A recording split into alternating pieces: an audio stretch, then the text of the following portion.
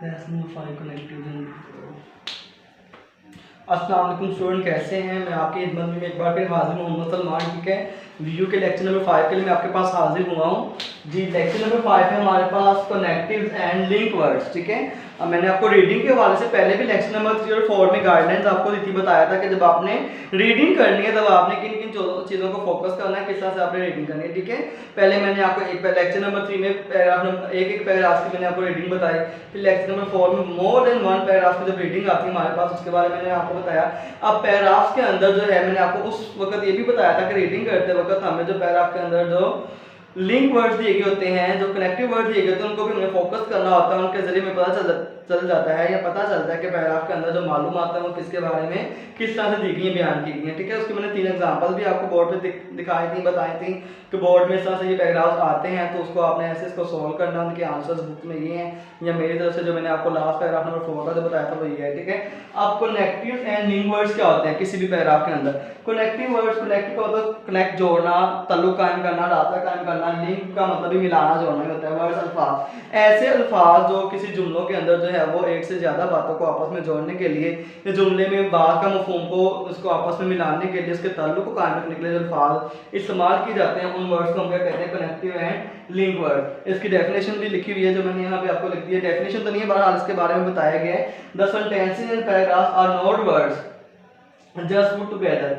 कहा ये क्या गया है कि जो एक पैराग्राफ होता है, जुमला होता है, उसके अंदर वो सिर्फ अल्फाज ही नहीं होते जिनको आपस में इकट्ठा मिलाया गया होता है। ठीक है, पैराग्राफ में या अल्फाज में या जुमलों में कुछ अल्फाज ही नहीं होते जिनको आपस में इकट्ठा मिलाया गया होता है, बल्कि they express idea which are connected to each other. बल्कि वो जो एक जुमले के अंदर, एक पैराग्राफ के अंदर जो अल्फाज, अगर हम जुमला कहें तो उसमें अल्फाज आ जाएंगे, पैराग्राफ कहेंगे तो उसके अंदर जुमले आ जाएंगे। अगर एक जुमला होगा तो उसके अंदर जो अल्फाज जो आपस में इतने ज्यादा होते हैं वो सिर्फ अल्फाज नहीं होते बल्कि वो आइडियाज को एक दूसरे के साथ मिला रहे होते हैं और बता रहे होते हैं। अगर हम पैराग्राफ की बात करें तो एक पैराग्राफ के अंदर जितने भी सेंटेंसेस होते हैं, they are not just sentences, वो सिर्फ जुमले ही नहीं है, वो सिर्फ अल्फाज नहीं है, बल्कि वो उस पैराग्राफ के अंदर जो टॉपिक होता है उसके बारे में आइडियाज को एक्सप्रेस कर रहे होते हैं, बयान कर रहे होते हैं। ठीक है, अब अगर एक से ज्यादा पैराग्राफ होते हैं, एक पैराग्राफ होता है उसके अंदर एक टॉपिक की जो इन्फॉर्मेशन होती है, उस इन्फॉर्मेशन को बयान करने के लिए उसके अंदर लिंक वर्ड्स यूज होते हैं। ठीक है, लिंक वर्ड्स एंड कनेक्टिव जो इस चीज को जाहिर करते हैं कि पैराग्राफ कंपैरिजन में चल रहा है, पैराग्राफ जो है वो किसी चीज के फवायद के बारे में चल रहा है, पैराग्राफ किसी चीज के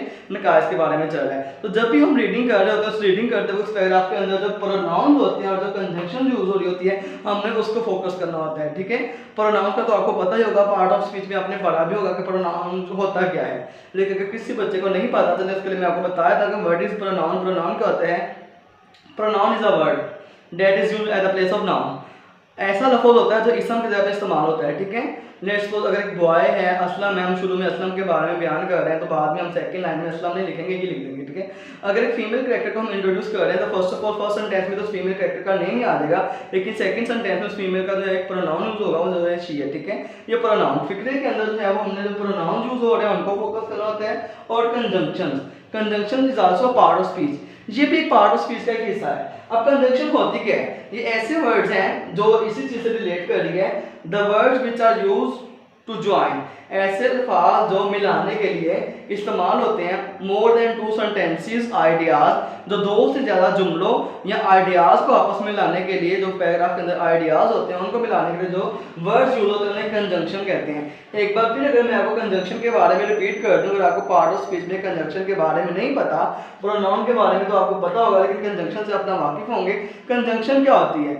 कंजंक्शन ये ऐसे वर्ड्स हैं इंग्लिश में जो 2 या 2 से ज्यादा पैराग्राफ्स को या आइडियाज को मिलाने के लिए इस्तेमाल होते हैं। फॉर एग्जांपल अपनी छोटी छोटी क्लासेस में आप वो एप्लीकेशन याद करते हैं, मैं एक छोटी सी एग्जांपल के जरिए से यहाँ पे आपको एक्सप्लेन करूंगा जिससे आपको क्लियर भी हो जाएगा। जैसे कि आप सिक लीव की एप्लीकेशन ले लें, उसमें आप एक सेंटेंस लिखते हैं, I can not come to school because I am ill. अब यहाँ पे जो बिकॉज वर्ड जो है यहाँ पे यूज हुआ है, यहाँ पे मैं आपको लिख के एक्सप्लेन भी कर दूं ताकि आपके जहन में वो रह जाए word.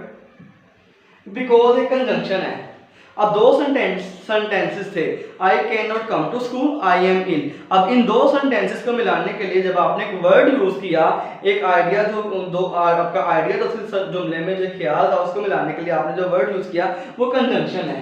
I can not come to school because I am ill, तो बिकॉज वर्ड क्या है? वो एक कंजंक्शन है। तो कंजंक्शन ऐसे वर्ड्स होते हैं जो 2 या 2 से ज्यादा जुमलों को या 2 से जो जुमले के अंदर आइडियाज को मिलाने के लिए इस्तेमाल होते हैं। ठीक है, अब उस पैराग्राफ के अंदर जो है जो आपको वर्ड्स दिए गए होते हैं जिनसे हमें पता चलेगा लिंकिंग वर्ड।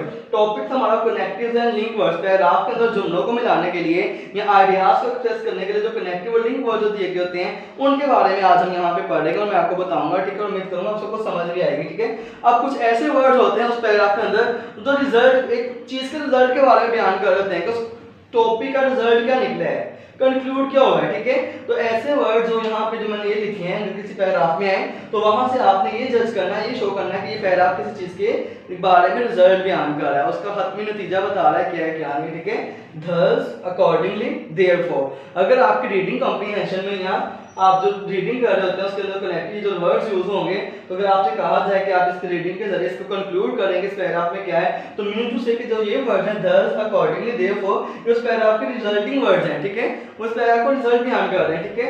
अब जो कंट्रास्ट वर्ड होते हैं किसी पैराग्राफ के अंदर, रीडिंग के अंदर जो कनेक्टिव एंड लिंक वर्ड होते हैं, कंट्रास्ट वर्ड वो है जो मुआवजा कर रहे हो, ठीक है, जुमलों को आपस में मुआवजा कर रहे हैं, उसके लिए वो जो वर्ड्स हैं कंट्रास्ट वो but, yet and still, these are the contrast word जो किसी पैराग्राफ के अंदर आइडियाज को मिलाने के लिए, कनेक्ट करने के लिए लिंक वर्ड्स के तौर पे यूज होते हैं, ठीक है।